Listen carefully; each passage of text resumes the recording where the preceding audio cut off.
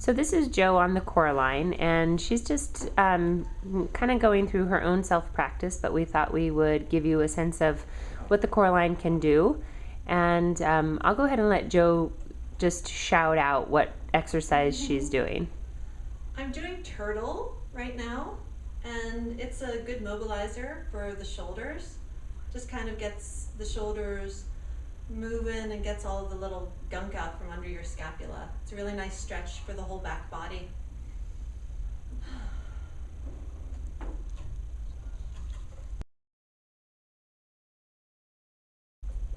gonna do some hoof now. This is one of the foundation exercises on the CoreAlign. Lots of application for gait therapy.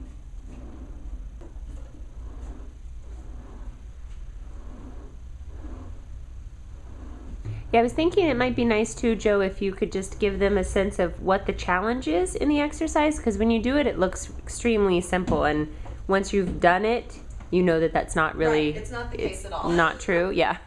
Well, so with hoof, you would think, yeah, this is a really easy exercise, right? You're just pushing the pedal back with one foot. But your natural inclination is going to be that you're going to want to shift your weight forward and push your knee forward and then push it back, more from your hip. What you're trying to do here is use the foot to peel it back. So you're really pressing into the big toe pad to sweep it back. And it's just like when you're walking and you're pushing off. So it's really challenging to just keep it isolated so that your knees stay even and that the work is coming from the foot and the knee, like the knee on down instead of into the hip and some of the bigger muscles up top. Right, which creates a lot of work stabilizing through the hamstrings. Exactly. So we're going to take it into curtsy now. This is one of my favorite exercises. It's just a good balance exercise. It really helps identify things side to side if you have some balance issues or if you have more tightness in your hip flexors on one side. This will tell you all about that. And this exercise can be modified too to a different range of motion. Like say if your knees are not quite as flexible, you can take it into a more moderate curtsy here. I like to try to go low. My knees are pretty happy overall. And then this goes into a nice little sequence where you can then low twist and point. So you're hoofing back, you're curtsying, and then you're twisting the torso. So this is really challenging your balance at this point in time because you're spiraling around your spine. And if you have more strength or more flexibility in your obliques on one side or the other, like I kind of do, I have one side that's very easy. Easy. Not so easy. So you can take this into here, and then if you really want to go for it, you can take it hands off. And this, by the way, is extremely difficult. I'm probably not going to be able to talk to you while I'm doing this one.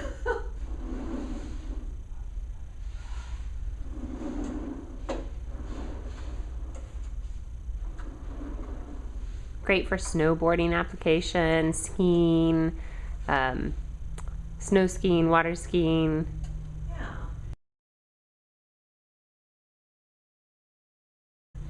I'm taking a very simple stretch here. This one's called C stretch. I'm just keeping my back rounded, stretching out my hamstrings a little, stretching out my low back.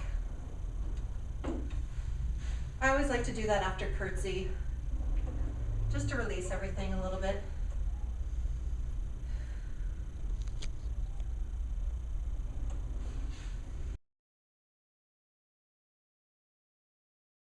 So I'm going to do a little bit of work facing this direction.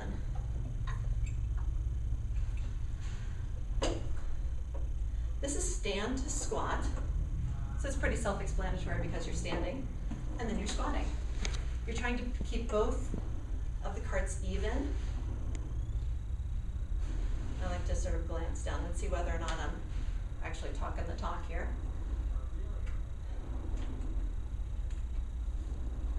Now, for this exercise, I think that one of the things that I find the most with my clients is that people seem to be stronger in their quads than they are in their hamstrings. So this exercise, obviously, anytime that you're in a squat, you're using your quads, but you should also be using your hamstrings. So you need to cue into the back body and really drag the heels home so that you're getting that length along the hamstrings. You're getting the work in the back body as you're pressing out and as you're coming up. And then you can hold it here and do a little squat walking, which I don't know, has a very like sort of comical cartoon feel to me. So I kind of enjoy doing this one because little cartoon soundtracks are running through my brain as I do this.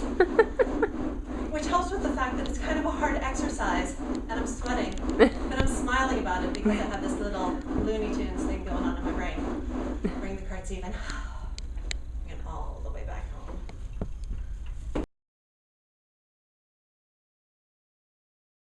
There's lots of different exercises that you can do facing all different directions on the CoreAlign.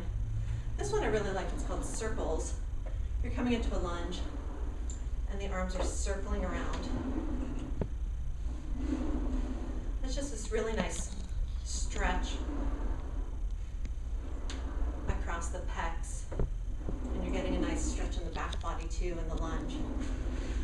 The difficult thing with this exercise is that, as you can see, I'm holding onto the ropes and the rope handles now instead of onto the ladder. So there's this added element of instability from using the ropes. And there's also just, you know, kind of the psychological aspect of not holding onto something that's bolted to the wall anymore. You're holding onto something that's a little bit more loose feeling. But this feels really, really nice to just open up through the arms and the front of the body. It's a nice exercise if you are on your computer a lot, you're driving a lot, you're like this a lot. It's really nice to get open. Well, if you've trained with me before, you know that I'm kind of a dork, so there we have it. I think we're getting a very, very solid sampling.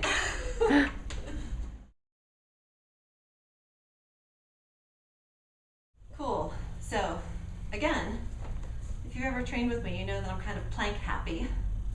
And the CoreAlign gives you about 1 million different ways to do planks. This is my new favorite one.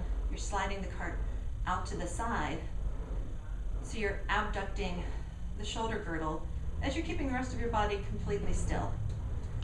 And then the extra challenge for this one is that you would lift the opposite leg.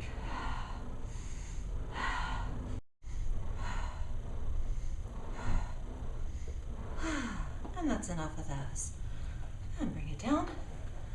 And then you can turn it around. Also in the plank series here, you can take the leg out to the side. I need to reposition a little bit. And then again, if you really want to take it into a more advanced exercise, you're going to lift up the opposite arm. For me, I need to reposition my hand center before I can lift up the opposite arm. And if you want to get your butt kicked in a major way, then you should be doing this exercise. Yeah.